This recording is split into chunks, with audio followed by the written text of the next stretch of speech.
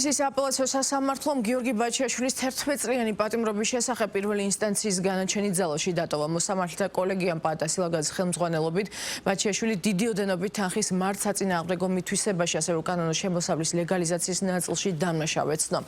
შეგახსენებთ, რომ პროკურატურა თანაინვესტირების ფონდის ყოფილ ხელმძღვანელს ბიძინა ივანიშვილის ფულის მითვისებას ედავება. საუბარი $39 მილიონ დოლარზე. პროკურატურის ინფორმაციით ბაჩიაშვილმა 2015 წლის ზაფხულში მის მიერ პირადად მობილიზებული და ინვესტორის, ამ შემთხვევაში ივანიშვილის მიერ გადაცემული თანხებით კრიპტოვალუტა ბიტკოინის გამომუშავება მაინინგში ინვესტიცია განახორციელა, ინვესტორს კი კუთვნილი თანხა არ გადასცა.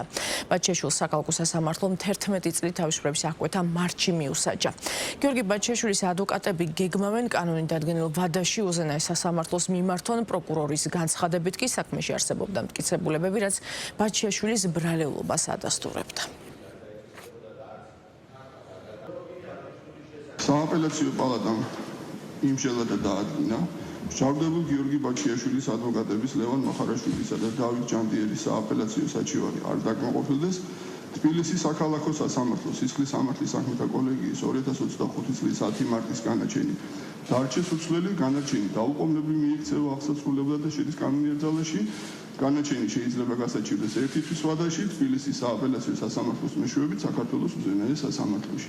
ასევე მსჯავრდებულს განემართოს, რომ მას აქვს უფლება შეწყალების, რისთვისაც შეუძლია მიმართოს საქართველოს პრეზიდენტს. დღეს სასამართლოს არანაირი სიტყვიერი განმარტება არ გაუკეთებია გამოტანილ განაჩენთან დაკავშირებით, უბრალოდ გამოაცხადა, რომ ძალაში დარჩა პირველი ინსტანციის გადაწყვეტილება. შესაბამისად, უფრო ვრცელი კომენტარის გაკეთება შეუძლებ მას შემდეგ, რაც წავიკითხავ დასაბუთებას, თუმცა მიმაჩნია, რომ პირველი ინსტანციის სასამართლოში იგივე ფაქტობრივი გარემოებები იმდენად წინააღმდეგობაში იყო საბოლოოდ გამოტანილ გადაწყვეტილებასთან, ამის დასაბუთება შეუძლებელი იქნება თუნდაც სააპელაციო სასამართლოს მიერ.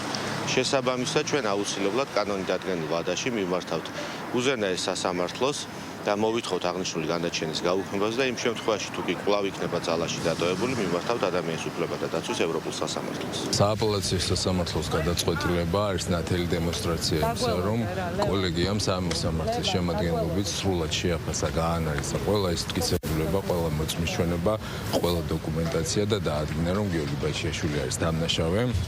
მიითვისა კრიპტოვალუტა და ასევე მოახდინა მითვისებული აქტივის ლეგალიზაცია. შესაბამისად, ეს არის ფაქტობრივი და სამართლებრივი მოცემულობა, რაც დღევანდელ სხდომაზე სასამართლომ გამოაცხადა.